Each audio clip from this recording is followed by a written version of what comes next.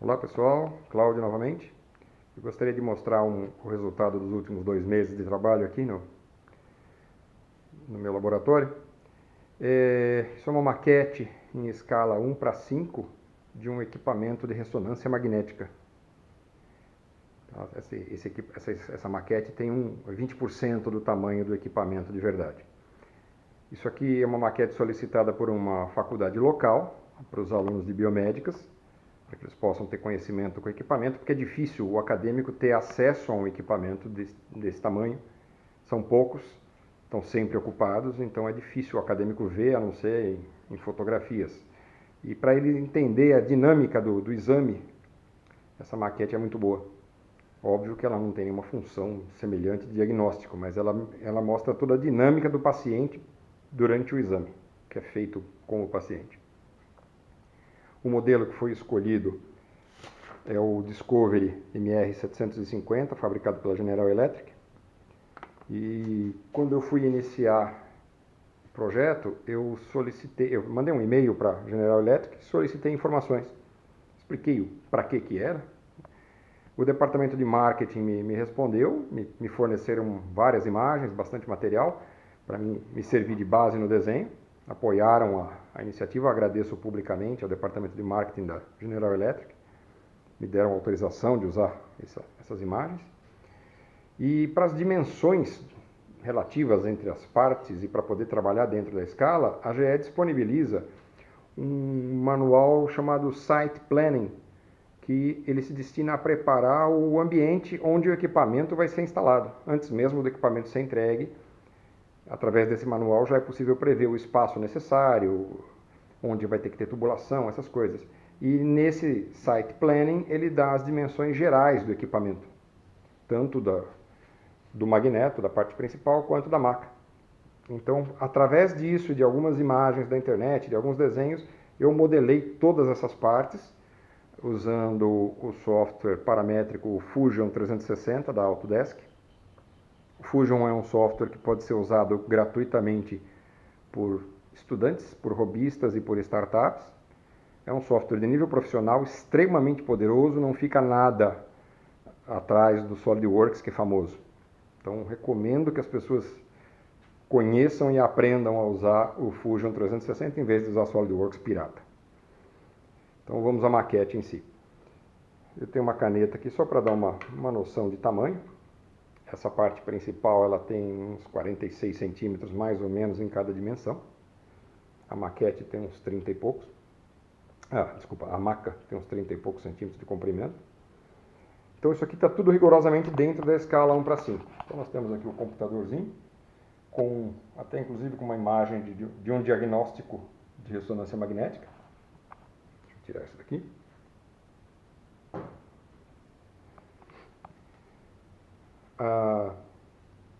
As principais características do aparelho estão reproduzidas. Os painéis de comando dos dois lados, para facilitar o operador trabalhar. Um display que fornece informações sobre o exame. Tudo isso aqui está baseado, as dimensões relativas estão todas reais entre si. Como esse equipamento ele é muito grande, ele tem quase 3 metros de altura, então para uma pessoa deitar aqui nessa altura seria difícil. Então a maca real, ela desce para pegar o paciente e depois ela sobe e posiciona o paciente para exame. A nossa maca reproduz essa função. Ela tem as rodas para deslocamento. As rodas, inclusive, foram feitas com um anel de borracha aqui para garantir que ela vai rodar em silêncio e bem em qualquer superfície, que ela não vai escorregar, nem numa superfície de vidro, por exemplo, essa roda não vai escorregar. Então a demonstração não fica comprometida, independente da superfície. Então essa maca ela desce, recebe o paciente deita. Ela tem 2 sistemas de proteção aqui chamado guarda-corpo, que é para evitar que o paciente possa rolar para os lados. A maca de verdade ela é totalmente controlada eletricamente, então ela tem uns pedais de acionamento. Eu procurei reproduzir os pedais aqui. Uma vez o paciente colocado aqui, a maca se desloca até o equipamento e encaixa nessa doca. Essa doca garante o alinhamento da maca com o túnel. E no meu caso aqui tem um sisteminha magnético que mantém as peças juntas para evitar que ela se desloque. E aí, para simular a elevação, que seria feita eletricamente, que o operador vai pisar no pedal correto, a gente tem uma alavanquinha aqui, que não procurei disfarçar, para deixar evidente que ela não faz parte do equipamento. Ela está bem evidente que não faz parte. Então, quando a gente girar essa alavanca, a maca vai ser erguida. Ó. Ela vai travar na posição correta. E aí, o paciente pode ser deslocado para dentro do túnel, para que o exame seja feito. Isso aqui são corrediças normais usadas em marcenaria. Tirando corrediça, parafuso, alguns eixos metálicos, todas essas partes foram feitas em impressão 3D. Tá? Eu tenho duas máquinas aqui, duas máquinas modelo AIP, fabricadas pela SET. Essa maquete é toda feita em PLA. Aqui tem aproximadamente 5 kg de filamento PLA. Nessa parte principal, no magneto, que é composto de 39 subunidades, por causa do tamanho, só essas partes aqui levaram cerca de 400 horas de impressão. Então, as minhas duas impressoras trabalharam 24 horas por dia, quase 10 dias, com uma bateria de backup, dá para observar lá embaixo. Eu preparei elas para operar com bateria de backup, no caso de falta de energia, oscilações de energia, para não perder impressões, que elas estavam demorando de 10 a 12 horas cada parte dessa. Ela foi dividida em 3 alturas e 3 linhas e 3 colunas, quer dizer, olhando de cima ela foi dividida em 9 partes e aqui ela foi dividida em 3. Isso aqui é composto de 4 seções, isso aqui é composto de 4 seções e o túnel é composto de mais 4 seções. E essa parte de cima de 6 seções. Então, deu um bocadinho de tempo para fazer isso.